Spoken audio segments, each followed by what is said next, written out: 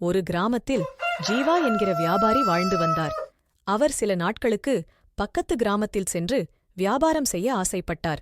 எனவே தன்னுடைய பொருட்களுடன் தராசு ஒன்றை எடுத்துக்கொண்டு புறப்பட்டார். சில தூரம் சென்ற பிறகு மிகவும் களைப்புற்றார். அந்த தராசு மிகவும் கனமாக இருந்தது. அது ஜீவாவின் தாத்தா அவருக்கு பரிசாக கொடுத்தது. எனவே அதை சுமந்து கொண்டு செல்ல முடியாமல் அதை தன்னுடைய நண்பர் சக்தியின் வீட்டில் கொடுத்து செல்ல முடிவெடுத்தார். நண்பன் சக்தியிடம் சென்று அந்த தராசை கொடுத்த ஜீவா, நான் பக்கத்து கிராமத்திற்கு செல்ல இருப்பதால் சில நாட்களுக்கு இந்த தராசை உன் கூடவே பத்திரமா வச்சுக்கோ. திரும்பி வந்தவுடனே இந்த தராசை உன் கிட்ட இருந்து நான் வாங்கிக்கிறேன் என்று சொல்லிட்டு புறப்பட்டார்.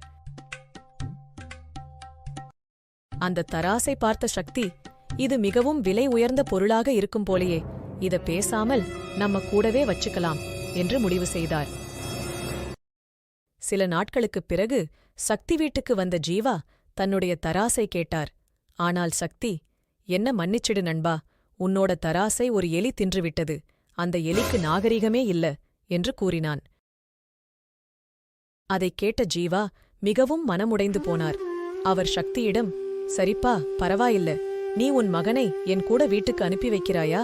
நான் ஊருக்கு போயிட்டு வரும்போது சில பரிசு பொருட்கள் வாங்கிட்டு வந்தேன், அதை அவனிடம் கொடுத்து விடுகிறேன் என்று கூறினார். சக்தியும் அதற்கு சம்மதித்து தன் மகனை ஜீவாவுடன் அனுப்பி வைத்தார். நெடுநேரமாகியும் சக்தியின் மகன் வீட்டிற்கு திரும்ப வரவில்லை. ஏன் இவ்வளவு தாமதமாகிறது? ஒரு பரிசுப் பொருளை வாங்கிக் கொண்டு வர இவ்வளவு நேரமா என்று எண்ணிய சக்தி ஜீவா வீட்டிற்கே சென்று பார்க்கலாம் என்று புறப்பட்டார்.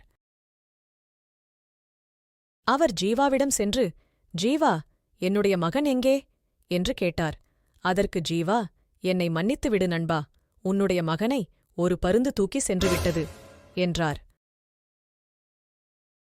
என்ன, என்னுடைய மகனை ஒரு சின்ன பருந்து எப்படி தூக்கிக் கொண்டு செல்ல முடியும் என்று சக்தி மிகவும் கோபப்பட்டார். ஜீவா மற்றும் சக்தி இடையே பெரும் சண்டை ஏற்பட்டது. அவர்களுடைய சண்டை ஊர் பஞ்சாயத்துக்கு முன்பு வந்தது. அப்போது ஊர் பஞ்சாயத்து தலைவர், என்ன ஆச்சு என்று கேட்டார். அதற்கு சக்தி, ஜீவா தன்னுடைய மகனை வைத்துக்கொண்டு பருந்து தூக்கிக் கொண்டு சென்றதாக கூறுகிறார் என்றான். ஒரு 10 வயசு பையன எப்படி ஒரு சின்ன பருந்து தூக்கிட்டு போக முடியும் என்று சக்தி கேட்டார்.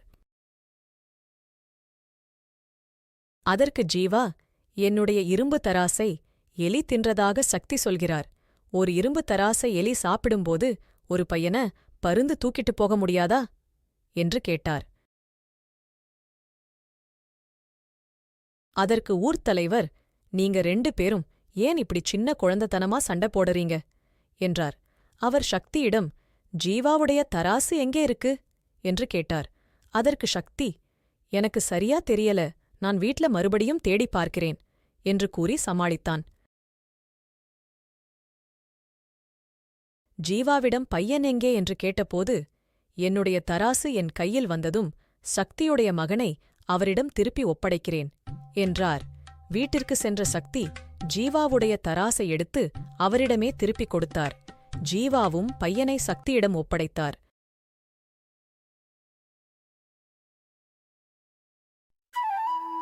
இந்த கதையிலிருந்து உங்களுக்கு என்ன புரியுது குட்டீஸ்? போதும் என்ற மனமே பொன் செய்யும் மருந்து.